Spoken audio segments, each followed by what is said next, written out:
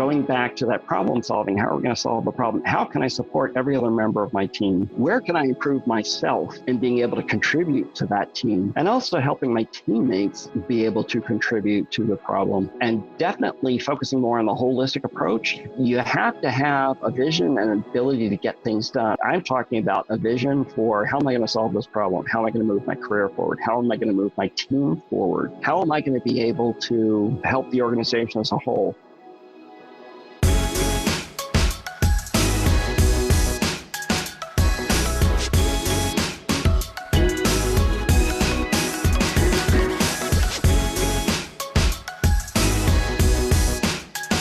What's up, everyone? Welcome to another episode of The Artist of Data Science. Be sure to follow the show on Instagram at The Artist of Data Science and on Twitter at Artists of Data. I'll be sharing awesome tips and wisdom on data science as well as clips from the show. Join the free open mastermind Slack channel by going to bit.ly.com/Artists of Data Science, where I'll keep you updated on bi-weekly open office hours that I'll be hosting for the community. I'm your host, Harpreet Sahota. Let's ride this beat out into another awesome episode. And don't forget to subscribe, rate, and review the show.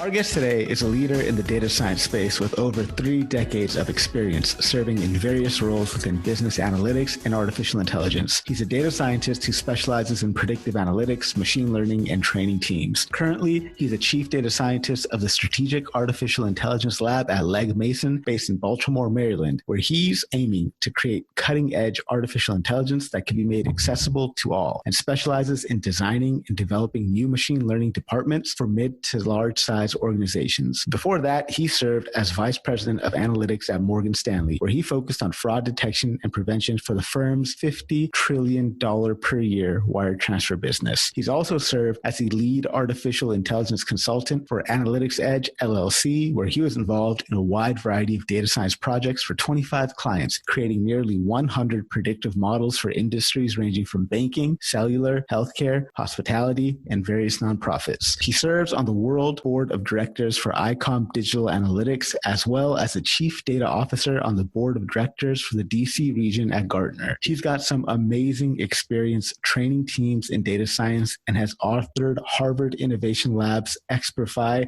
Artificial Intelligence course. He's also been invited as a guest trainer for 3M Asia and as a guest lecturer at the University of Maryland and Johns Hopkins University. So please help me welcoming our guest today, a man whose mission it is to make data science accessible for mortals, T. Scott Clendaniel. Scott, thank you so much for taking time out of your schedule to be here today, man. I really, really appreciate it. You're quite welcome. Hey, I just heard that description. It sounds like this guy can't hold a job. What's up with that? He sounds like a very, very talented data scientist. Yeah, we'll go with that. I like that answer better. Okay, good. Some tremendous experience. So let's talk about a little bit about how you first heard of data science, how you got into the field, what drew you to the field, and some of the challenges you faced while you were trying to break into and create your own lane in data science. Sure. Yeah, I would love to be able to tell you that this was a carefully crafted strategic plan across 34 years. Unfortunately, I would also be completely lying because that's not what happened.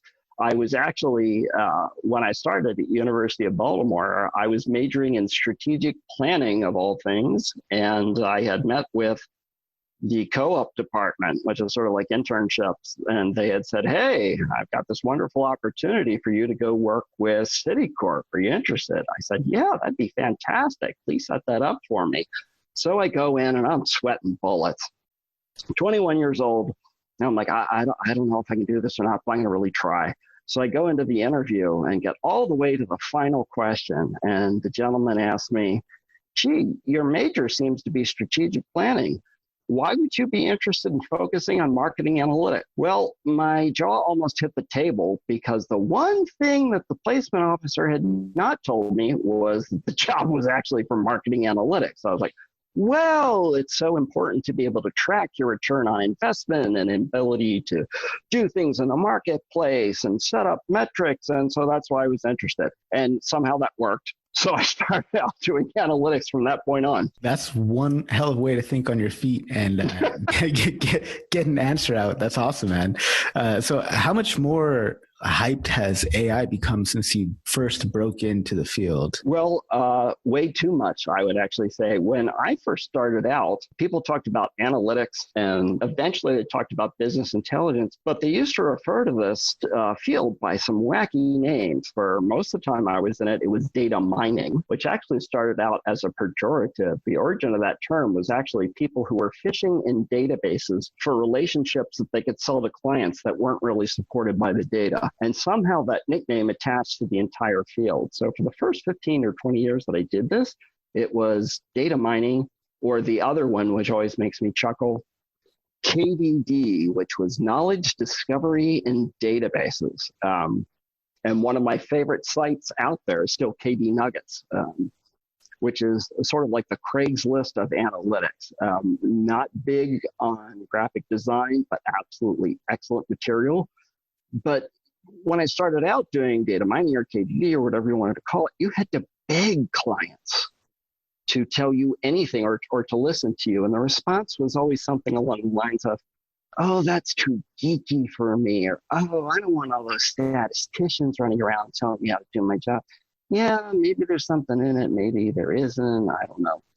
And now the pendulum has swung completely the other way. Yes, you can apply deep learning to attaching postage stamps or whatever bizarre application people come up with from this and that.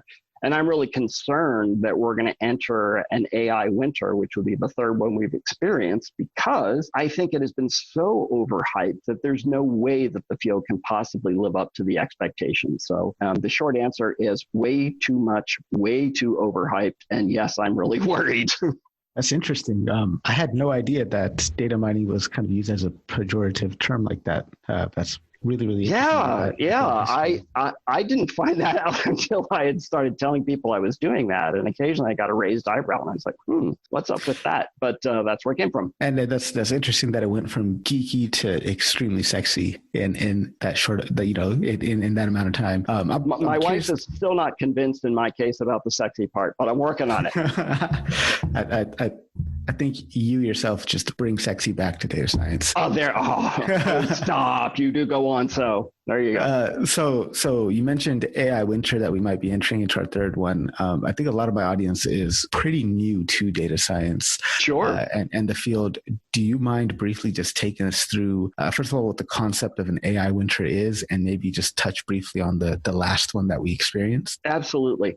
This is also a great way to start a bar fight among AI geeks, is to start arguing when AI winters happened and didn't happen. But let me give you at least my interpretation of it. An AI winter is a period of time where the field of artificial intelligence sort of goes fallow, where not a whole lot of development goes on and people start to lose faith in the field. The original concept, or most of what we call artificial intelligence now, was developed back in the 60s based on the theory of a neural network reflecting the basic biological structure of synapses in the brain, and that if we could imitate mathematically what happens in a human brain, we could therefore come closer to achieving more human intelligence in terms of problem solving. But neural networks did not catch on very quickly, and there was a long period of time in the 60s, 70s, and early 80s where neural networks were sort of out of fashion, and it was very difficult to get people to adapt any type of predictive analytics technology. And then in the 80s, it sort of came roaring back. And there was a period of time in the late 80s where people were like, oh, neural networks are the solution to everything. But at that period in time, the theory was all you needed was 3 hidden layers in a neural network.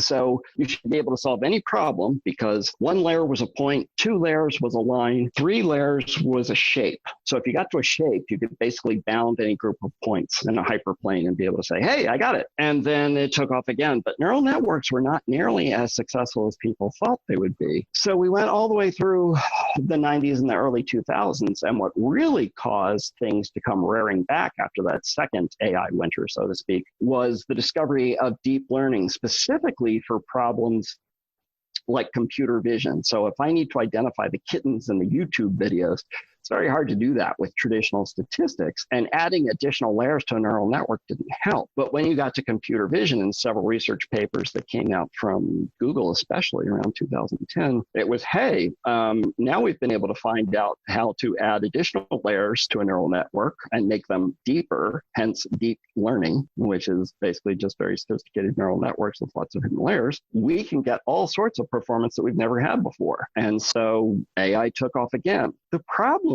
is that people seem to have missed the fact that even Google, who was a huge proponent of AI solving everything about 10 years ago, has come out and said, well, yeah, they're really helpful for a lot of problems, but it's certainly not the solution to everything. And we're going to take a step back and not try and solve everything with neural networks or deep learning. And that seemed to go right over the heads of all the AI journalists, and that wasn't covered very much. So they were big on creating the hype cycle on the way up, but when the cycle goes back down the other side, not so much. So I'm kind of concerned that we have now oversold what AI can do. So where do you see the field of data science, machine learning, artificial intelligence headed in, let's say, the next 2 to 5 years? There are definitely applications where AI will continue to take off, but I think that the best opportunities in the next 2 to 5 years have less to do with autonomous vehicles and have more to do with solving more traditional problems. So, for example,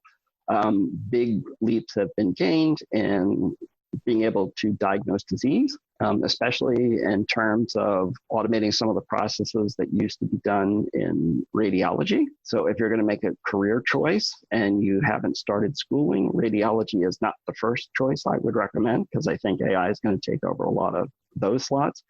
But more importantly, more traditional problems can be solved, and they're not nearly as sexy, but they have a lot bigger payoff. So which of my customers is going to open my email? Which of my customers is going to buy which product? Product recommender systems, from what you've seen from, Amazon's been doing that forever, improving those types of areas. I think that the biggest applications are actually going to be on the cost saving side and eliminating waste and solving lots of classic classification problems. Which of my customers is going to buy? Which of my customers is going to attrite? Which of my customers might be a credit risk?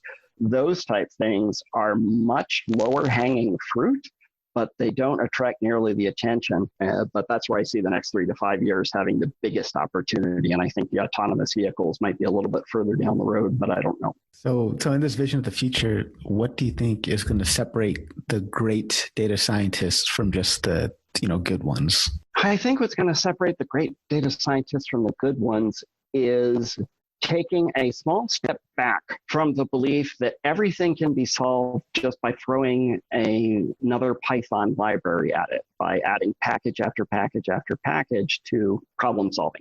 I think that we need to go back to say, let's look at this from the standpoint of what does the organization really need? What is the problem we're trying to solve? How are we going to define criteria for success? How are we going to say when good enough is good enough, as opposed to ultimately reaching for, some unreachable state of perfection? And moving more towards what happened with software development in more of an agile-based approach and iterating through, I think the great data scientists are going to become much more focused on how are we going to solve this problem? What are our criteria for success? What stages can we do this in? And let's put on our problem solving hats and stop trying to make code by itself solve everything. Very much am in line with that myself. Great.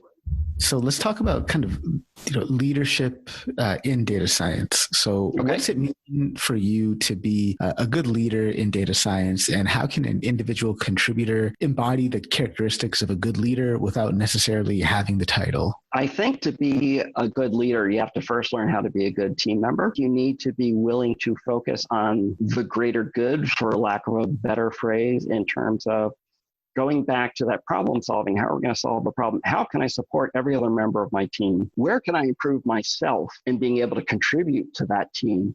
And also helping my teammates be able to contribute to the problem, and definitely focusing more on the holistic approach, but also sort of forever learning approach to life. I think those are very important. You have to have a vision and an ability to get things done. And I'm not talking about a vision for world peace, although that would be fantastic. I'm talking about a vision for how am I going to solve this problem? How am I going to move my career forward? How am I going to move my team forward? How am I going to be able to help the organization as a whole? As we've already discussed, I am older than dirt. But when I first started in this field, there were several folks who had said to me, in business, you should always be prepared to earn the organization who has hired you 10 times the amount of your salary back to the organization. Now, maybe that was overkill, fair enough. But not a whole lot of folks seem to be really concerned about how are they going to provide, let's say, a twofold return of their salary back to the organization.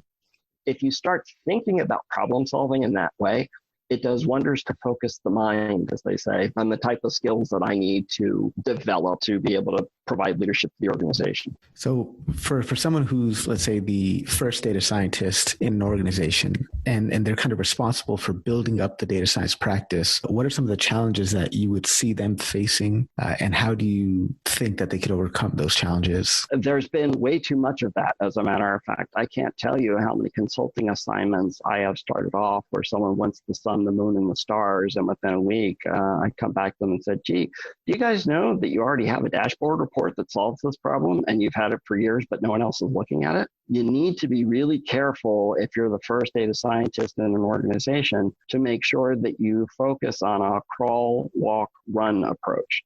The way to be successful is, one, make sure that whatever the first project you work on is going to be a success, or as successful as you can make it. Because if an organization is very new to data science, if the first project blows up, the conclusion tends not to be, oh, gee, there was a mistake with the first project. The conclusion instead tends to be, I told you guys that this data science stuff was a bunch of hooey and isn't worthwhile, and that we shouldn't have hired this person and we shouldn't have a department. And it is extremely difficult to overcome that if you allow that to happen.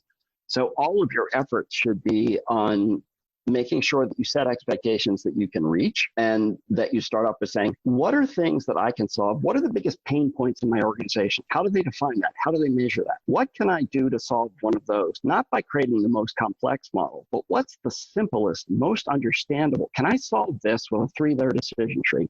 If you can, get that into place first before you start fooling with stuff that is going to be almost impossible for naysayers in the organization to understand. Understand what you're saying correctly. In order to set yourself up as, in order to set yourself up to be successful in your career from the get-go, you should focus on having a lifelong learner's attitude coupled with a bias towards action in order to solve problems, not in the most fancy way possible, but in the most parsimonious, easy to understand manner, so that you could sell your solutions to whoever your audience is.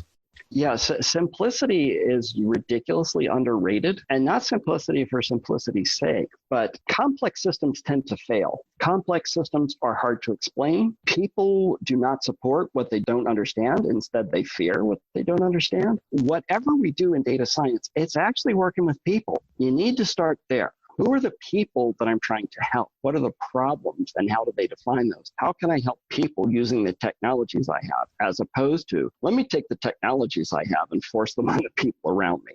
The second approach does not work.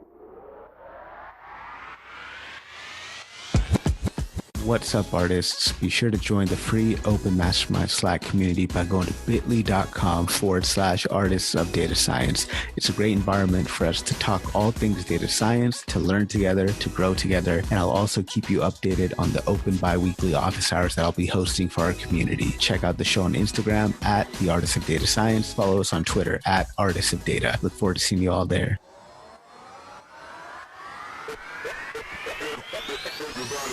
What would you say the hero's journey looks like for a data scientist or anyone in a data-related role that's maybe going from an individual contributor level to a chief executive level, maybe a chief data scientist, chief analytics officer, one of those type of roles? Again, I'm going to go back to the people skills. I know that we have all been smothered with articles, presentations, and training on storytelling, but people seem to misunderstand what that storytelling aspect is. It's not going out and pretending you're Steven Spielberg and I'm going to create a great movie about it. It's identifying what is your role, what is the problem you're facing, how do you solve it, and what the result's going to be. It's taking the situation out of the world of let's explain lots of formulas and throw lots of complicated graphics on the screen and saying, from a very simple point of view, what are we trying to fix? And I recommend that we're going to use this model using this data on this time frame, and here are the goals that I'm going to understand. You have to start from the perspective of the audience you're trying to serve. You don't start from the technology and figure out where to apply it. You figure out what the problem is, and then figure out which technology will help solve that problem. I like that a lot, and especially like that part about storytelling. What are some things? Seems to be this feeling among data scientists that storytelling is cheesy, or that storytelling is beneath them, or my brilliance should overcome the need to tell a story. I am an expert. Okay, no one wants to listen to you if you come in with that attitude. I think that's a very, very underrated skill, is the storytelling aspect. Can you talk to us a little bit about the importance of storytelling, what somebody could do to develop their storytelling skills? And maybe, do you have like a framework for storytelling that you use? Absolutely. Essentially, it is, who is your hero? And your hero is always your audience. What is the challenge that they are facing? What do they need to overcome? What tool or technology are they going to use to overcome? How is that going to happen? And what is the celebration or result of overcoming that problem going to be at the end? That's a very basic outline, but it does wonders to connect with your audience. A lot of people don't go into data science because they just can't get enough of relationships with other people. I hate to say that, but it's true. But you need to be able to figure out, if you want to get the goodies, the dessert in life, you need to figure out how to eat the spinach. And unfortunately, I actually like spinach. But anyhow, people need to start with that in mind, and understanding how to help people is where you start. And the storytelling approach, to make it in terms of pieces that people can understand. Why do people, subscribe to Netflix? And why do so many people go to the movies when they're not shut down during pandemics, at least? Why do people resonate with that, especially when they're completely fictitious stories? Well, because the human mind on a social basis is geared to understand stories and to resonate. So storytelling eliminates the noise of technology and complexity and pulls out the signal of what is important and how it's going to solve the problem. So if you view storytelling from the perspective, the same way you would look at data, I need to separate signal from the noise, present the signal, and eliminate the noise. Storytelling is the way to communicate the signal and helps block the noise of technology overwhelm. Does the way you tell a story, does that differ based on, let's say, if you're talking to your manager versus maybe talking to a room full of executives? And do you have any tips for data scientists? Absolutely. But go back to the example we just talked. It was a great question. What are the different components? Your audience is the hero. You are not the hero in the story. The audience is the hero. The audience has the journey. The audience has the problem. How are you going to help the audience be successful? In a lot of cases, people just don't care what algorithm you use. I hate to break this to folks. Now, there are certain organizations where you've got rooms full of people who love to discuss the algorithms. Okay, great, fantastic. But you've got to know who your audience is. And to use the example that you laid out before, of being the first person in the organization, how are you going to make the organization the hero? How are you going to help them overcome the challenge? So what other soft skills would you say that candidates are missing that are really going to separate them from the competition? We've talked a little bit about, communication skills and storytelling. Are there any other skills that you think data scientists nowadays are lacking that they should really ramp up on? Yeah, everyone wants to say that the skill set that they have is the most important because it helps their egos, and I guess I'm no different. But the advantage that I had of coming into the field, and a lot of disadvantages as well, the advantage I had was having studied strategic planning and having an MBA. The degree itself, I don't recommend a whole bunch of people go out and study business or get MBAs. That isn't the point. For a long time, I couldn't figure out why I had taken that degree and ended up in the field that I'm in. And I was like, gosh, I just wasted so much time. I learned about this, I learned about that, and all this stuff with advanced accounting, and my goodness. What I didn't realize was as I was building problem-solving skills. And that's what seems to be missing. Understanding the problem, defining the criteria for success, and laying out a plan to get there. That's what you really need to do. Those are the soft skills you need to have. keep working with whoever your audience or your client is to make sure that they're comfortable with the definition of the problem, because many times they aren't. And if you're coming into an organization, or if you're applying for a job at an organization, it's like, oh yeah, I read this great article about LSTM, and we need to incorporate that in, our next plan, because I think it's really cool technology. And my cousin Fred was at MIT and they talked about this a lot. So we need to have that in my organization. And they have no idea how to apply it. Run for the hills. Because what's going to happen is, if you do get the job, and if they do hire you, they're going to turn on you when they figure out that LSTM has nothing to do with the problem they're trying to solve. They're not going to blame themselves. They're going to blame the new data scientist they just hired. Beware of that before you start. So what are some questions we could ask ourselves at the outset, when we're starting a project? Maybe questions we can ask ourselves and questions we can ask our stakeholders that can really help us clarify exactly what the problem is. And then, I got a great one for you. Yeah, definitely. Let me tell you what I used to do, which was a bad idea. And then let me give you a much better idea. What I used to do is to ask people, at the end of the year, what do you think would get you a great bonus? What do you think would get you a promotion? What do you think would get you a big salary increase? And people hemmed and hawed and felt really uncomfortable, and they didn't really want to share that information, so that didn't go so well. So instead, the question I started asking was, first, what do you think would get your boss a giant promotion or a big bonus or a big salary increase? Or senior management at the very top of this organization, oh my goodness, do the stories start to spell? Oh, well, you wouldn't believe this person or that person is really into this or into that. And all they talk about is blah, blah, blah, blah, blah, blah, blah. Or ask them, what is the biggest pain point that your manager or your manager's manager seems to talk about all along? And they will tell you more than you want to hear. But those are the problems you should be looking at. Those are the problems you should be trying to solve. Because wherever the pain is where the opportunity is. You need to seek out the pain and fix the pain. Not, it could be this or it could be that, or, rainbows and unicorns.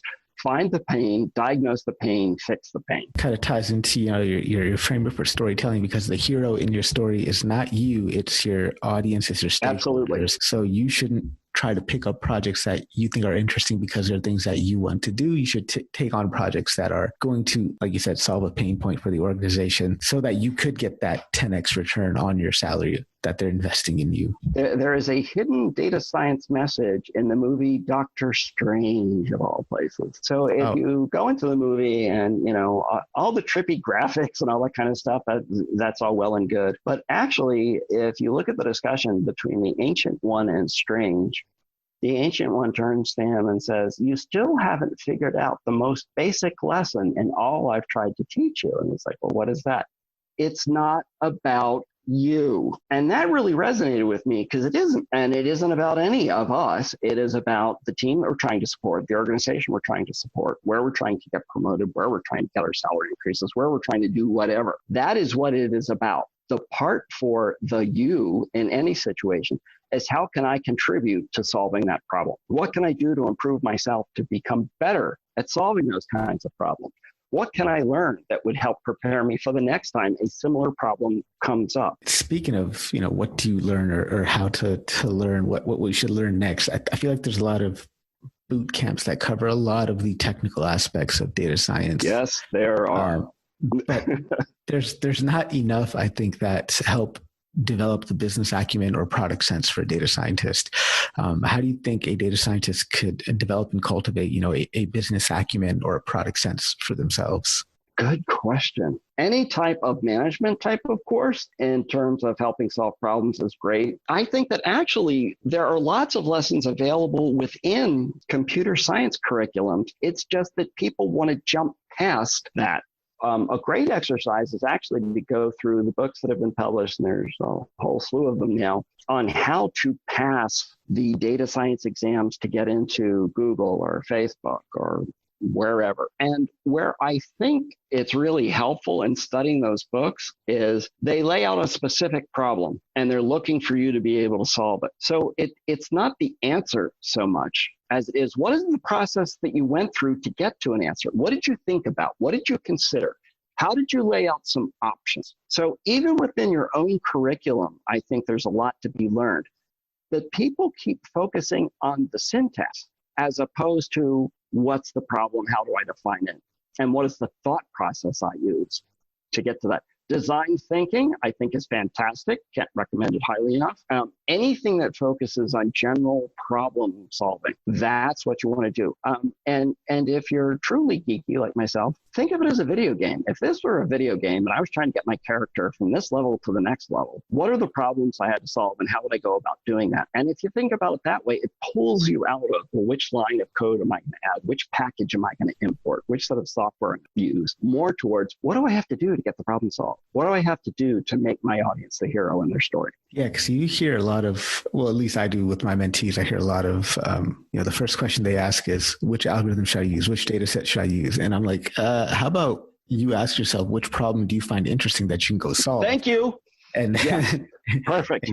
Flip it on its head, because that's the most challenging aspect, I think, of data science. It's not necessarily the technical stuff. Are you familiar with a gentleman by the name of Bryman, famous researcher from California who helped develop CART and random forest? One of his theories that came out around the year 2000, maybe 1999, was called, or the phrase that he popularized, was the multiplicity of good models. And cutting to the chase, what it says is, if you do all your data definition and your problem definition and your feature engineering correctly, all kinds of algorithms can solve the problem. Not every algorithm can solve every problem, but lots of algorithms can solve the problem if you set the problem up correctly and do your feature engineering correctly. That's where you start. And so lots of algorithms will then solve the problem. Now, there are exceptions to that. If you've got like a P greater than N problem, in other words, you've got more variables than you have records, you're pretty much stuck with support vector machine. If you're going to try and find the kittens in the YouTube videos, I like kittens, by the way, I think that you're in a situation where you're going to have to use some type of deep learning. But for lots of other more common business problems, all kinds of tools will do it. And so Bryman had raised this idea that there's a multiplicity of good models. There are many good algorithms you can use to solve the problem. Get the other stuff fixed first, then pick the algorithm. Absolutely love it. Yeah, because feature engineering is really, being able to build out the complexity from that real world data generating process. Like the raw data is not going to do much good at all. You need to use your ingenuity to build out features, capture that complexity in the form of new features so that you're setting up the data set for success. Absolutely agree with you. Can you share some tips or words of encouragement for our listeners who've got like a couple of decades, maybe 10 to 20 years of non-data related experience under their belt, and they're now trying to break into data science? What challenges do you foresee them facing, and how can they overcome these challenges? Sure. One thing to do is make sure that you're doing it for the right reason. And I don't mean to be all sort of philosophical here, but I think it's great if you want to join the field. Again, my background was, I tease with people that the first half of my career, everyone told me I couldn't do this because I didn't have a PhD in statistics. And the second half of my career, everyone told me I can't do this because I don't have a PhD in computer science. And yet, I've been doing this since the Reagan administration. So somehow it seems to be working out okay. It's more about how are you going to get into the field. And part of the challenge you're going to run into is the fact that 15 years ago, our field changed a lot because we brought in so many software developers into the field, which I think is fantastic. They're amazing people. They have skills that I do not have, and I wish I did. And we brought all those people into the field, which is fantastic. Unfortunately, what happened as a side effect of that is everybody became convinced that you have to be a pure developer to be able to make a contribution in the field. So first of all, you need to be aware that there's a mindset among lots of the people who hire for entry-level folks that you really have to have developer skills. Be aware on why you're entering the field, because if you're not willing to put in that work to get some of those fundamental software developing skills, it's going to be very hard to convince folks that you're a good fit for the position. I'm not saying that's right. I'm not saying I approve of it. I'm saying that that just is the reality. But if this is something you love,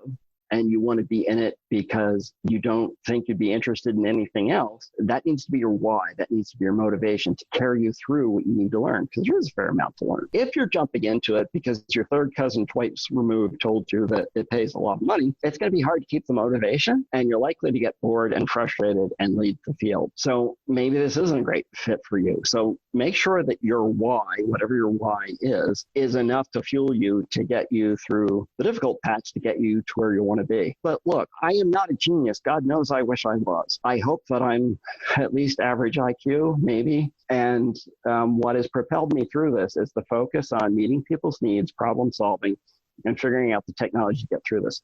If I can do this, you can do this. If I can get through this, you can get through this. I think those would be my words of encouragement. Find your why, make sure it's the right why, and use that to propel you through the more technical stuff. Are you a fan of Simon Sinek? I don't know Simon Sinek. Oh, man. Well, he wrote that book, Start With Why. I think you'd really, really excellent. Yes, I had never made the connection. Thank you. So a couple of follow-up questions based on what we just talked about. So what advice or insight can you share with people who are breaking into the field and they look at these job postings and some of them want the abilities of an entire team wrapped up into one person? Oh, yeah. Matter of fact, most of them do. And they end up feeling dejected or discouraged from applying. What words of encouragement do you have for them? There is a huge challenge in that because it's a relatively young field, people are terrified of making a mistake. So they try and create a job description that is what I will call boss proof, meaning that their boss or their boss's boss isn't going to come in and say, oh, well, I read an article in Forbes that says, you need to be able to understand convolutional neural networks to be able to take the job. And the person's like, okay, fine. I'll put CNN in the job description. And they pass it on to the poor HR person. Now, most human resources folks are experts in human resources, not necessarily experts in data science. So somebody shoves a poorly written, overly detailed job description to them and says, go find these people. And there's so many people applying for so many jobs. The only choice the human resource person has is to use the applicant tracking system to look for keywords, throw a bunch of keywords in there that try to match what the hiring manager is looking for. And so you end up with job descriptions that look like an entire computer science department. So what I would suggest is, one, realize very few people have all those requirements. I would say if you have more than half and it's something you're interested in, send in an application, see what happens. That's the first thing. Don't rule yourself out. Second of all, what I found to be really helpful, especially on LinkedIn, is take your 10 favorite reasonable jobs that you would like to have and you think you might be a possible fit for, and dump out what the keywords are from those descriptions. Then figure out which ones showed up in the most job descriptions of jobs you like. Don't worry about location, but do worry about comparative level. Are you entry level, mid-level, senior level? Then start going down the list and figure out, what do I have and what do I not have? If it's an important bullet point in 9 out of the 10 jobs that you want to apply for and you don't have it, that's a problem. So that might be how you prioritize what you're going to study, what you're going to do some experimental projects on, what you're going to, visit a local AI or machine learning club to discuss, those type of things. What are more articles I can read on that? Then go down the list. But if you have more than half, try it out. I will tell you that it is a scary world out there. In some cases, I was turned down for a job once, not too terribly long ago, where they said, well, how much work have you done with autonomous vehicles? I was like, well, I work in financial services. I've never worked with autonomous vehicles. I don't know. That might be a problem. You're going to run into that. The trick is to apply to enough places and to work on your skill set so the skill set you have and what you love to do matches what the job is. And you're going to run into some cases where you really want to be working on identifying the kittens in YouTube videos.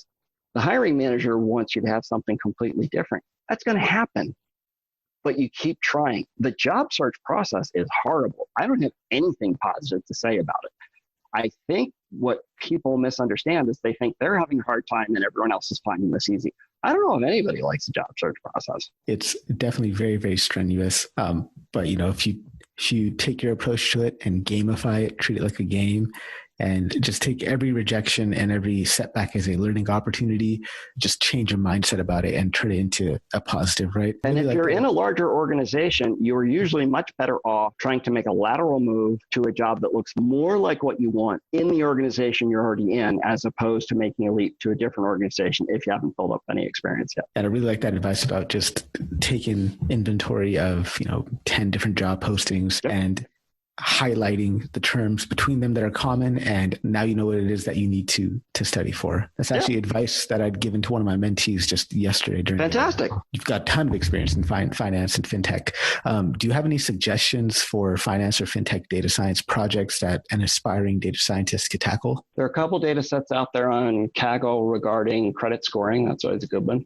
Fraud detection is a really big one. What I would suggest you stay away from is the stuff that starts to dig into advanced economics or time series prediction of stock prices, because it's just really, really hard, and there tends not to be the level of data you need to come up with a great prediction, as opposed to credit scoring, fraud detection, credit profiling. Those types of projects would be closer to fintech. Chatbots are ridiculously popular. It's not a field that particularly lights my fire, but there's a lot of opportunity for it in fintech. So that would be another good one.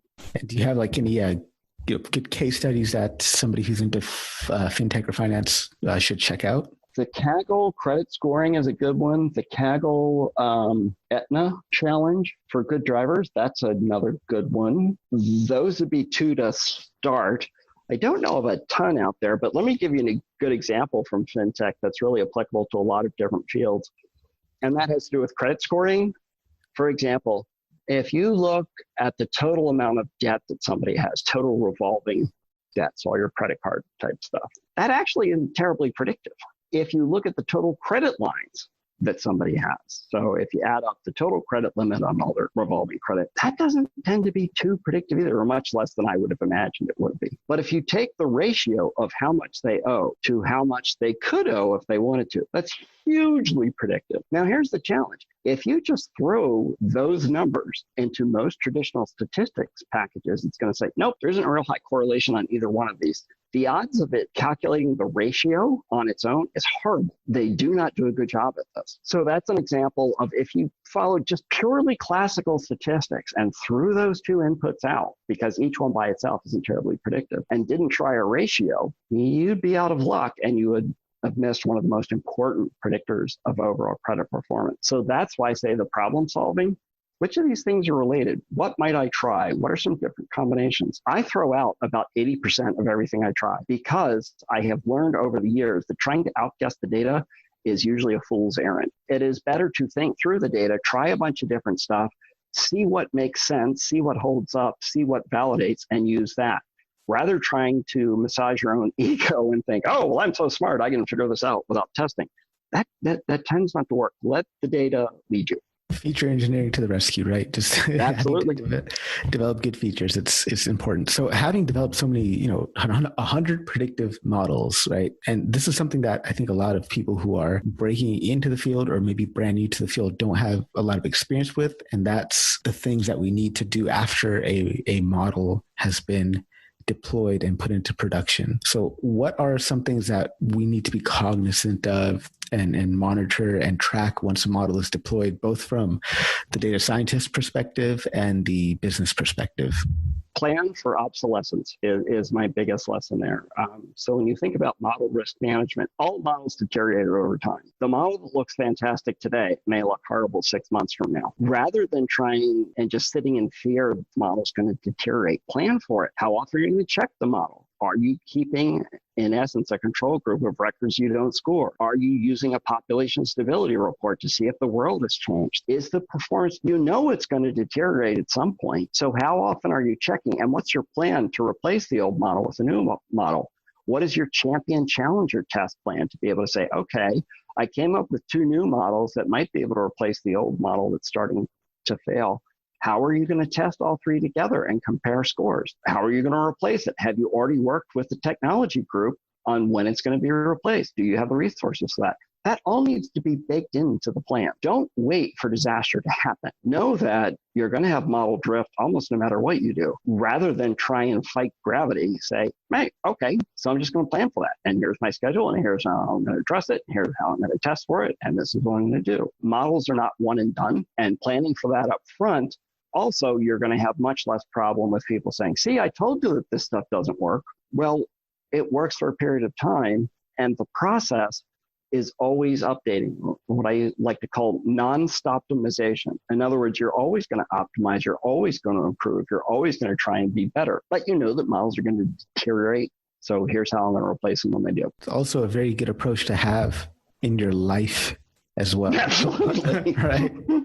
So what advice do you have for data scientists who feel like they don't need to learn anymore, they don't need to grow anymore, they don't need to improve anymore, that they've already learned everything they need to learn to be successful? What would you have to say to a data scientist that's in that mindset? I would not tell that person anything, because if they have that mindset, they're certainly not going to listen to me. I have run into those people in my life, and me trying to explain to them all the reasons why that isn't true is usually a waste of breath, and it's not a useful exercise. One thing that they may want to think about is, pretend they were in the industry 20 years ago. What are the skills they would have used? And would you still use them today? Well, no, because this, and this, and I've got this.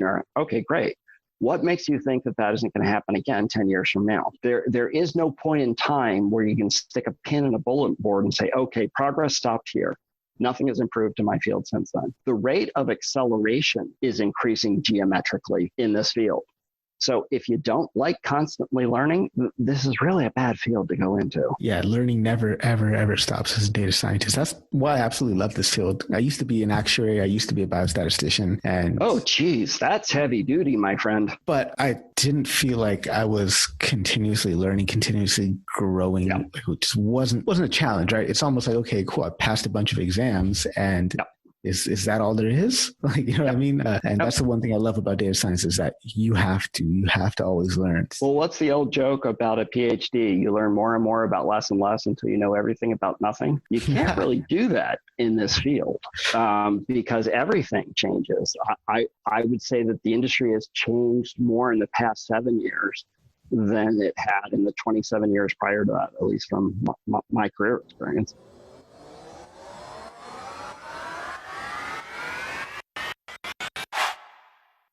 Are you an aspiring data scientist struggling to break into the field? Well, then check out dsdj.co/artists to reserve your spot for a free informational webinar on how you can break into the field. That's going to be filled with amazing tips that are specifically designed to help you land your first job. Check it out. dsdj.co/artists. Last question here before we jump into a lightning round. Okay. What's the one thing you want people to learn from your story? There is a real benefit to taking your ego out of the equation and being humble and being willing to continually learn and to learn that you need to help people. And that's what it's all about. If this was impossibly hard, I could not do this for a living. I will tell you a personal story that seems to resonate with a lot of people. When my son was itty bitty, he was about 3 years old, my wife at the time kidnapped him. I was living in Hawaii. And she took my son back to Baltimore and said, if you want to see your son, you're going to have to come back to Baltimore. And I was going to have to give up my career to be able to do that. And I was like, oh, what is going on? This is horrible. So she says, I'm going to put our son on the phone. And by the way, I told him that the reason you can't be home right now is because you're packing his toys. I was like, why'd you tell him that? Here he is. He gets on the phone. And this tiny little voice on the other end of the phone from 6,000 miles away says, Daddy, are you done packing my toys yet? I was just crushed. I was like, what am I going to do? So I had to give up my entire career, pack up the house, move back to Baltimore. And all of the financial services companies that I would have worked with back in the Baltimore area had moved to Delaware because they changed the tax laws. I had to work as a temporary secretary for several months trying to figure out what I was going to do. And then I was like, I wonder if anyone would be interested in this artificial intelligence stuff, because it helped me a lot. So maybe I could help other people with that. So I had to recover from all those obstacles and become hopefully a leader in the field of artificial intelligence. If I can come back from that, you guys can be successful too. That hits me because my son was just born a week ago today. Oh, congratulations. Yeah, thank you. Yeah. So man, that really, hopefully my wife will never do that to me. Yeah. And he's fine. I'm fine. His mom's fine. Everybody's fine. It has a happy ending, but it didn't seem very happy at the time. So let's jump into our lightning round. Okay. T. Scott Clendaniel. What does the T stand for? Timothy. All right. So what are the 2 5-letter words that really grind your gears and why? Model versus magic, and the fact that people don't know the difference. So what is a academic topic or just a area of research or interest outside of data science that you think every data scientist should spend more time researching on? Graphics. Because the idea of using a picture to communicate an idea does wonders to get further in your career and to help people on the other side. So what is your favorite question to ask during an interview? What is holding you back from hiring me? Oh, I'm sorry. You meant this kind of interview. My favorite question, I don't know. I have no idea, but at least I'm honest enough to admit it. No, that's a good question. I like that. What is holding you back from hiring me? Or what concerns do you have that I might be able to address? Because what it does is it forces the person on the other end of the line to say, oh, okay. And if they say none, that's good to know. If they say something that I can address it. And if it's something I can't address, it's probably not a good idea to go forward. It's very, very interesting that you say that, because that is also one question I ask in my interviews. It's pretty much the Excellent. same. The more time I'm spending with you, the more and more I'm realizing how similar we are. It's actually, I'm looking at myself in the next 10 years right here. Okay, there you go.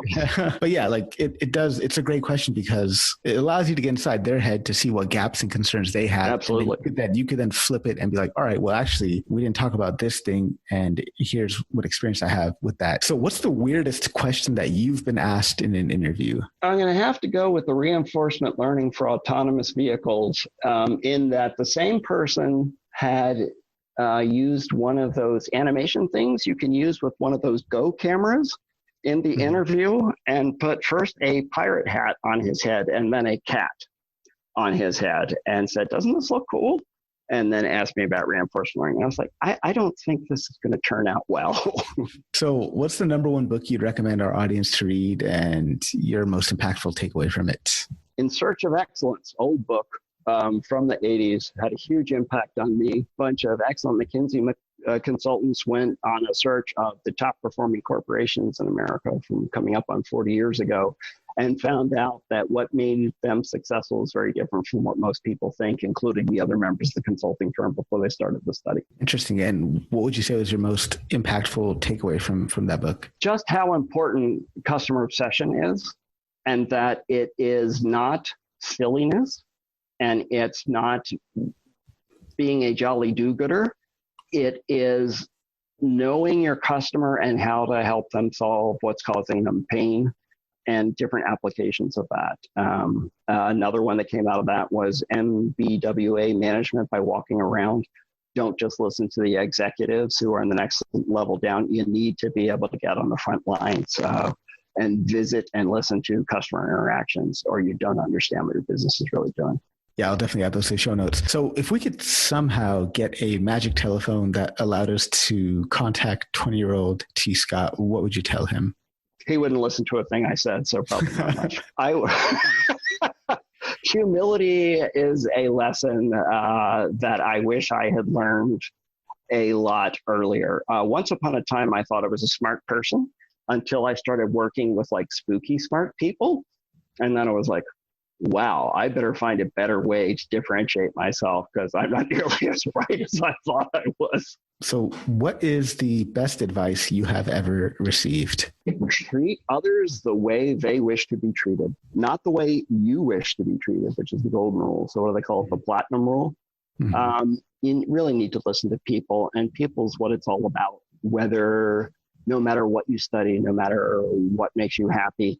If you can't learn to help solve other people's problems, you're in for a long, hard road. What motivates you? What motivates me is the desire to help. Lots of people can be made happy from lots of different things. If you grow up in one culture, one type of music might make you happy. But if you grow up in another type of culture, another type of music might have made you happy. So many different things can make people happy. If you learn to become happy in the journey of helping others, then you can be happy and they can be happy at the same time. You don't sacrifice one for the other. Speaking of music, what song do you have on repeat right now? Tub Thumping by Chumbawamba. That's a good one. So how can people connect with you? Where can they find you? Please follow me on LinkedIn. I'm kind of maxed out on connections, but I am very active in LinkedIn.